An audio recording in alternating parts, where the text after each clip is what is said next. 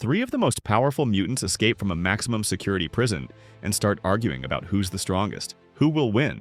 Let's find out. A sad Deadpool winds up a music box and wanders around the house, nostalgically thinking about his deceased beloved Vanessa. He lies down on a barrel of gasoline, drops a cigarette, and explodes into pieces. Our hero recalls recent events. For several months, he had been working as a hitman in Japan. Deadpool calls his next target and prepares for an attack. He jumps off a roof straight into a neighboring building, takes a hail of bullets and lands behind a bar, then skillfully slices through his enemies with his katanas. Of course, his guns and fists help too. Deadpool carries out a variety of jobs, at a cemetery, a dance club, and even a Japanese bathhouse, using a towel as a weapon. However, he fails his latest mission, and his target manages to escape and hide in a bunker. A whole crowd of villains attacks Deadpool, and he flees in a taxi with his buddy Deepinder. Our hero returns home to Vanessa. They kiss and celebrate their anniversary. Deadpool gives her a token to remind her of their first date, and Vanessa hands him her spiral, hinting at wanting to have children. In the evening, they watch a movie and choose a name for their future child. Deadpool goes to the kitchen to make dessert and hears a noise behind the door.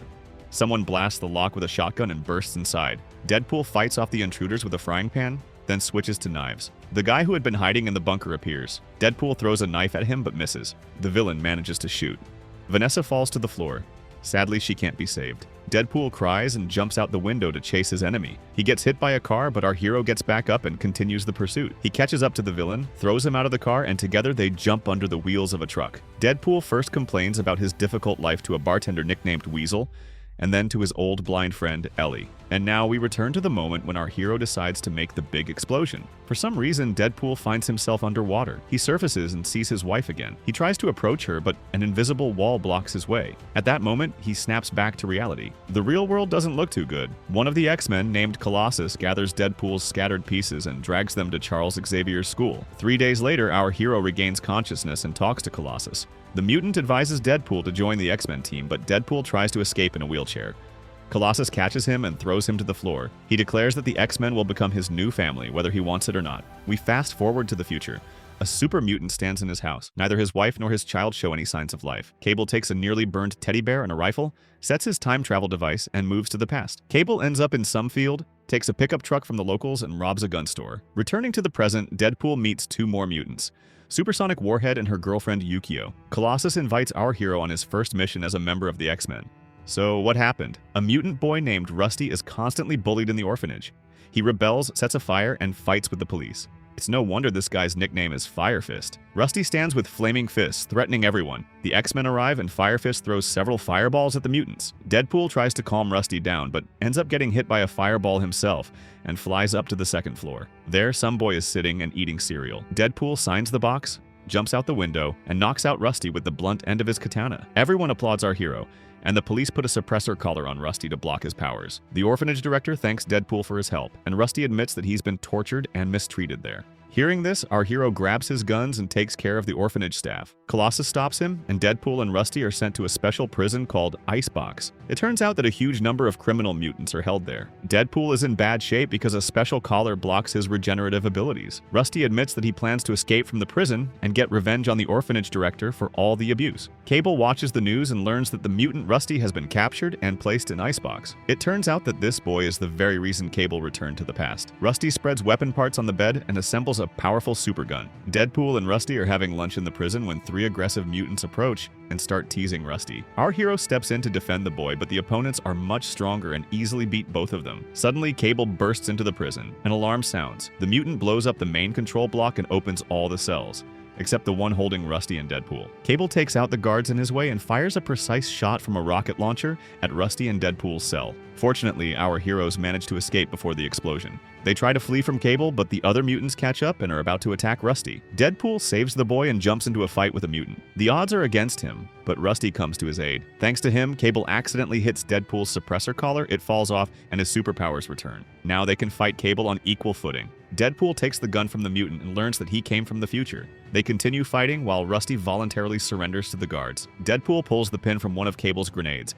The explosion throws them outside, rolling down the mountainside. Cable manages to grab a rock, but Deadpool falls down to the bottom of a lake. In his hallucinations, he sees Vanessa again. She tells him that children are their chance to become better. After that, our hero returns to the real world and surfaces from the icy lake.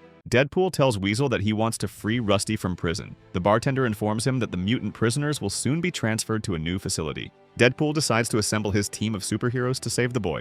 Cable returns to his apartment, stands in front of the mirror, and remembers the day when Firefist, wearing a long, dark cloak, broke into his home. Meanwhile, another fight breaks out in Icebox. Taking advantage of the chaos, Rusty carries his lunch to a secure area and gives it to the massive mutant Juggernaut. The boy suggests that they become allies and escape from there. Deadpool and Weasel go through the profiles of members for their new superhero team. First, the mutant Bedlam arrives, who can control electricity, followed by a mutant who can spit acid.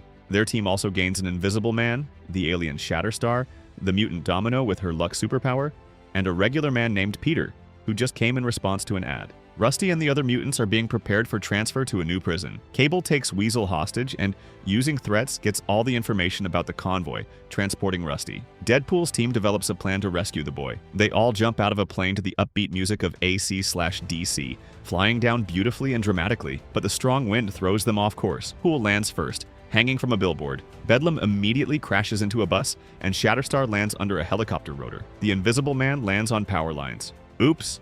Peter manages to land safely, but Sidegeist crashes into a garbage processing truck. Peter rushes to help him, but Sidegeist spits acid at him. Only Domino survives. Deadpool jumps on a scooter and rides off to chase the convoy. Domino lands, and we see just how lucky she is. Literally half a minute later, she's already infiltrating the convoy's cabin. Cable appears and shoots at the truck, but thanks to Domino's luck, a sun glare hits his eyes, and he misses. Cable catches up to the truck and tries to reach Rusty. Domino does everything she can to stop him. She fights Cable, showing that she's an excellent fighter.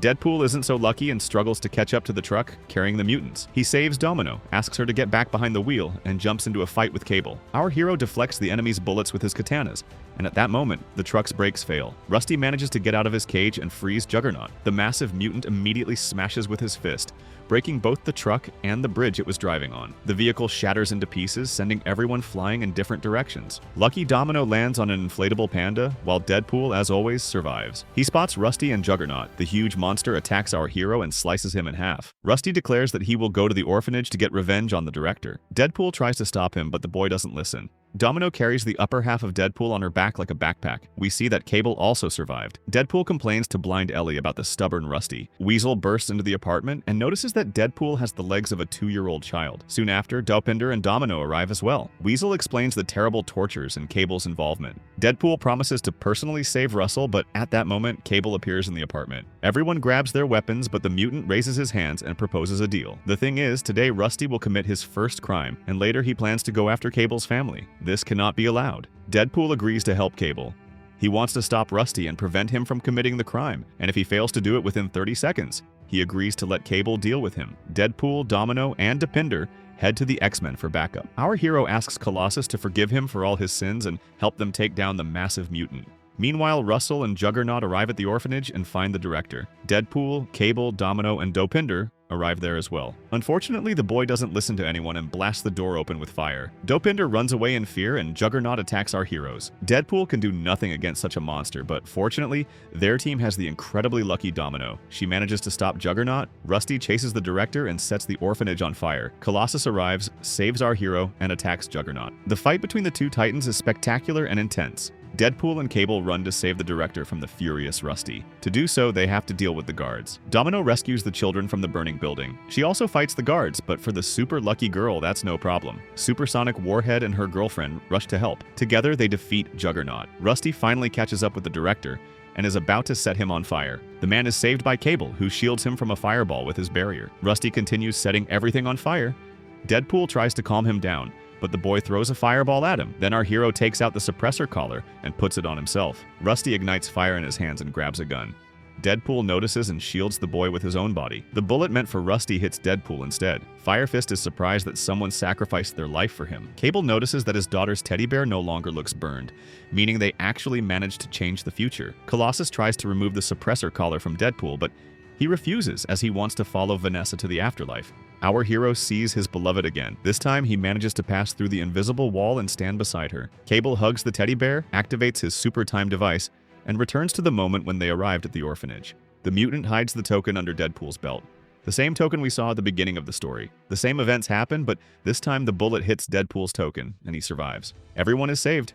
Rusty and Cable's family. The orphanage director screams that all mutants will go to hell, but at that moment, he's run over in a taxi by Dopinder. Justice served! Now it's time to go home. By the way, if you're curious, later Deadpool steals Cable's time machine, asks the X-Men to fix it, and travels to the past to save his wife and Peter, while also rewriting a few other storylines. And why not?